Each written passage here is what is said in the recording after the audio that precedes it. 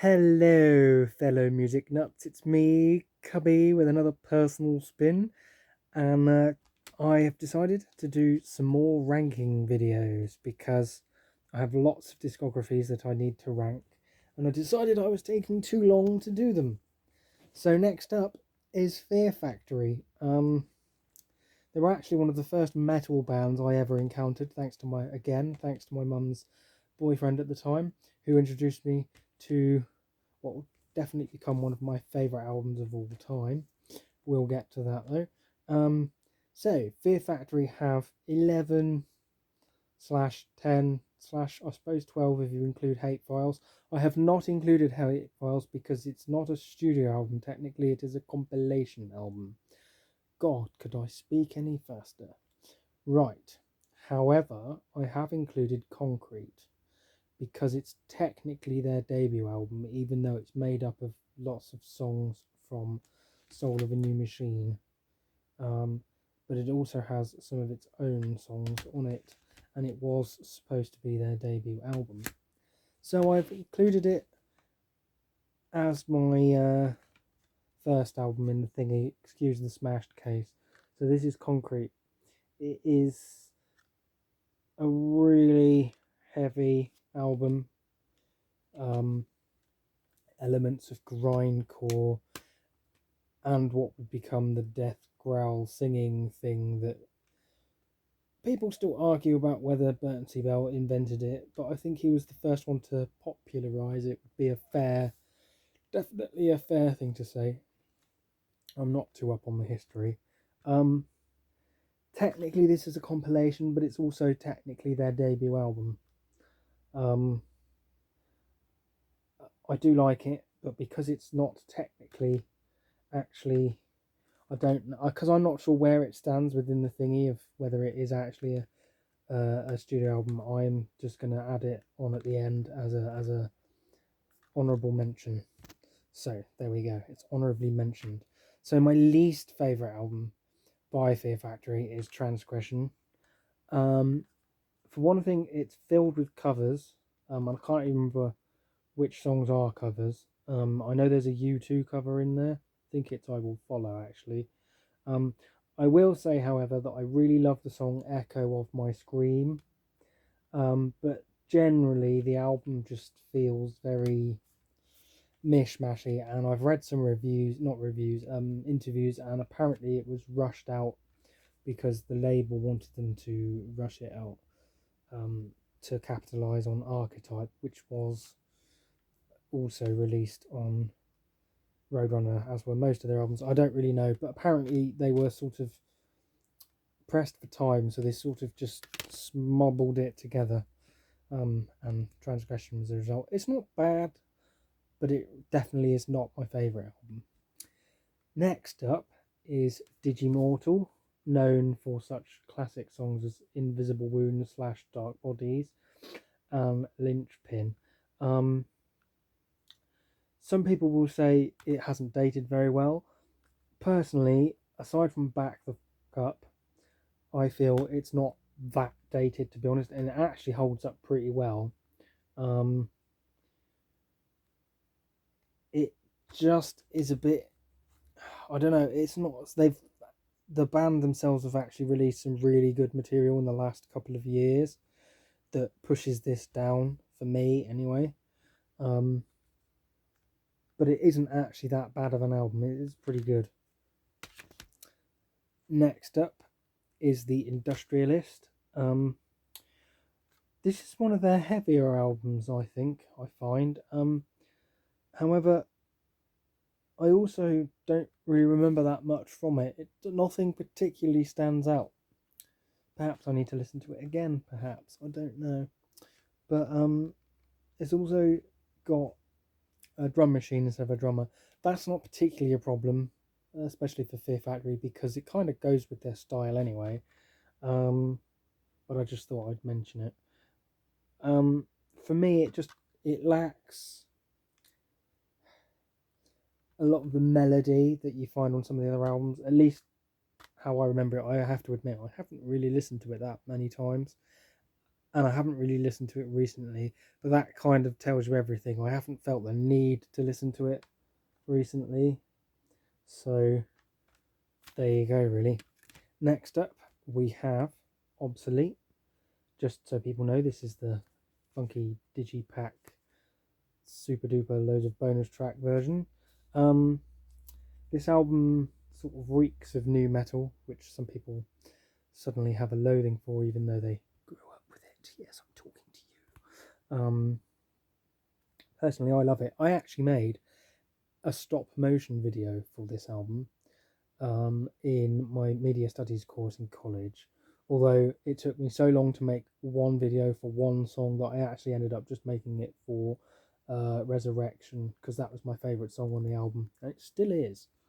Um, this album is pretty good. It's got a more new metally sort of edge to it, and that hip hop swagger of new metal is more obvious on this album. And for some people, that's a problem. But for me, I think it's a really good album, and it's also a concept album, and is possibly, up until recently anyway, the only Fear Factory album that sort of feels cohesively about robots. So if it wasn't for the fact that it sounds a little bit not dated, but I don't know, it's just not my favourite. It is a bit dated, but I don't really like to use that word in terms of new metal, because I still quite like new metal. But it doesn't feel as, oh, someone's being arrested. It doesn't feel as smooth as some of their other albums, and it's not as heavy and stuff. It's maybe I should rank it higher, actually. I seem to be talking quite fondly of it, but I can't because this video has already started. Next up is Soul of a New Machine. This also includes Fear is the Mind Killer EP. This is their debut album proper. It's pretty good. It features a lot of the songs from Concrete, but better mixed. That being said, it's still pretty damn heavy, and there's definitely grindcore elements to this as well. Favourite song is Scapegoat and Scum Grief. Is that on here? Yeah, Scum Grief. And Crash Test is pretty good as well. But as Burton says, most of the lyrics are about breaking up with women and relationship troubles. So although it seems like it should be about Terminator style robots, it's actually not. And so it's an incomplete album for me. And actually, I am making a revision. I prefer this album to this album. There you go. I can't believe I did that on a ranking video. Never mind. Next up is Archetype by Fear Factory. This was kind of a comeback album. After Digimortal, Dino or Dino, I don't know how people pronounce his name. Cazares left, got kicked out, wasn't in the band anymore at this stage. I don't know the history behind it. I'm not in the band. It's irrelevant. He wasn't on this album, and they, for all intents and purposes, had actually broken up, and it took like 4 years for this album to come out. But when it did come out, people got really excited, and it was really good. This definitely harks back to Demanufacture. I love it. When it first came out, I listened to this like all the time, and I still do go back to it at least a couple of times a year.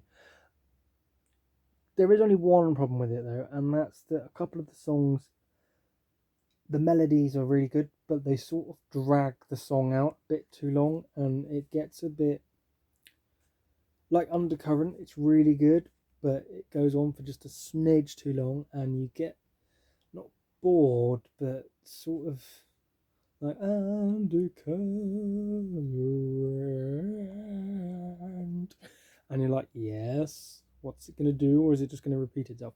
And for me, that gets a little bit annoying, but other than that, it's really good. Next up, we have, oh, I've put them in the wrong order. No, I haven't. Forget what I said. No, I haven't.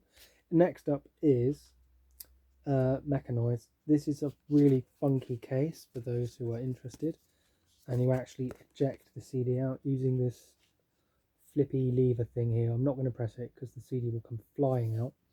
The case is a little bit damaged, but that's got nothing to do with where I rank it. Love that as well. after Transgression, this was like their third return to form, I suppose you could call it, because Transgression bombed and they sort of disappeared off the map again. And then 10 years later, no, it was 5, they sort of came back again with this one. Dino was back in the band, but Christian and Raymond had gone and were replaced by Byron Stroud and Gene Hoglan. And they made this, which is yet another really top album. I mean, it's really good. It's on a par with Demanufacture again.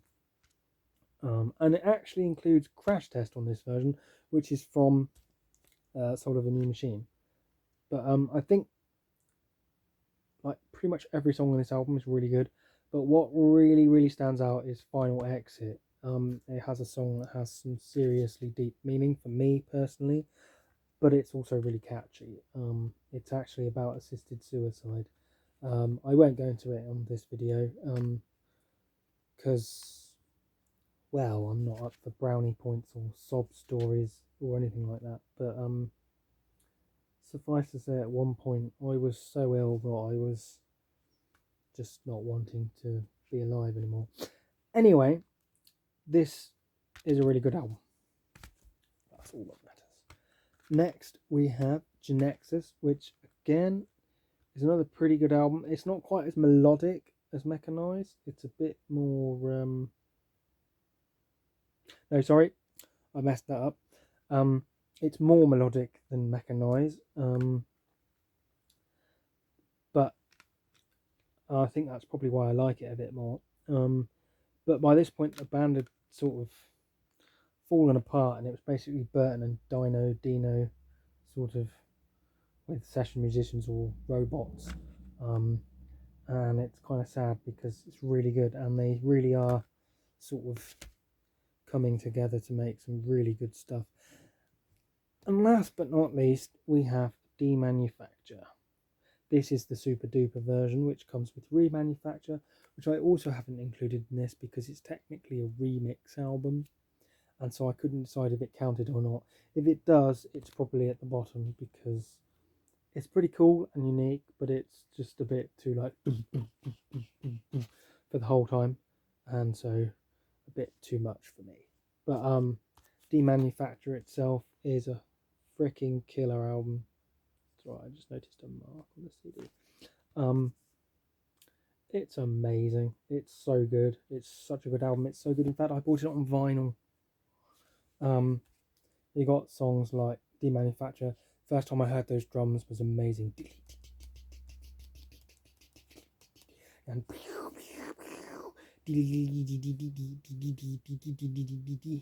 then you got Replica, which is actually, in hindsight, it's not actually that good, but it's the most catchy song on the album when you first listen to it. I love Piss Christ. HK Hunter Killer, which is about the Hunter Killer Terminators, or at least I always thought it was. And Therapy for Pain is a really good way to end the album. Of course, on this version, you've got like 5 bonus tracks, which are all like Gabba remixes and stuff, which are cool, but they're not originally part of the album, so they don't count. And there's a really good cover of Dog Day Sunrise, but I can't remember who did the original, which sucks. Then you got Body Hammer and Flashpoint. Body Hammer is kind of another good song. Always reminded me of karate. I used to practice my katas to Body Hammer. It's just a phenomenal album that changed the face of metal for the next sort of 20 years after it was released. Possibly still has. Highly influential and very important. And also it's got a heart on the back, so that's cool. So there you go. That's my ranking for the Fear Factory albums. Again, with all rankings, they swap most of the time and stuff, depending on just stuff. You know, they're not set in stone. Fear Factory are a great band, and you should check them out. And yeah, thanks for watching. This has been another ranking and another personal spin by me, Cubby. If you like my videos, please like and subscribe, and comment in the comments telling me what your favourite Fear Factory album is, or indeed how you would rank them even. Thanks for watching. I've been Cubby. Goodbye.